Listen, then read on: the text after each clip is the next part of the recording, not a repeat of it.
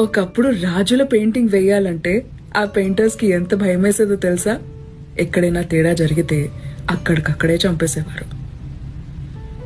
అలా జరుగుతున్న కాలంలో ఒక కన్ను లేని, ఒక కాలు లేని ఒక రాజావారు పెయింటర్స్ అందరినీ పిలిచారు అతని పెయింటింగ్ వేయమంటూ. పెయింటర్స్ చాలా మంది ఒంట్లో బాగాలేదని రాలేదు.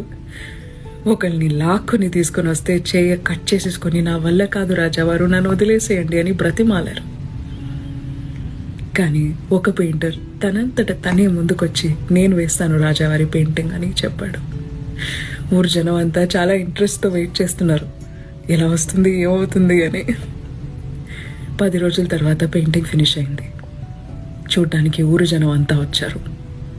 లైఫ్ సైజ్ క్యాన్వాస్, పెద్ద సైజ్ షీట్ మీద రాజావారిలాగే ఒక గుర్రంపై కూర్చున్నారు. అటువైపు కాలు కనిపించదు కదా గుర్రం మీద కూర్చుంటే. సో ఆయన కాలు లేదన్న విషయం పెయింటింగ్లో కనిపించలేదు. ఆయన చేతిలో బాణం పట్టుకున్నారు. బాణం వేసినప్పుడు కళ్ళు ఎలా ఉంటుంది, ఇలా. సో ఒక కన్ను లేదన్న విషయం కూడా కనిపించలేదు. చాలా చక్కగా వేశాడు పెయింటింగ్. ఇతరుల్లో మంచిని చూడగలగటం కూడా ఒక ఆర్టే అని రాజావారు చెప్పి ఆ ఆర్టిస్ట్కి పెద్ద బహుమానాన్ని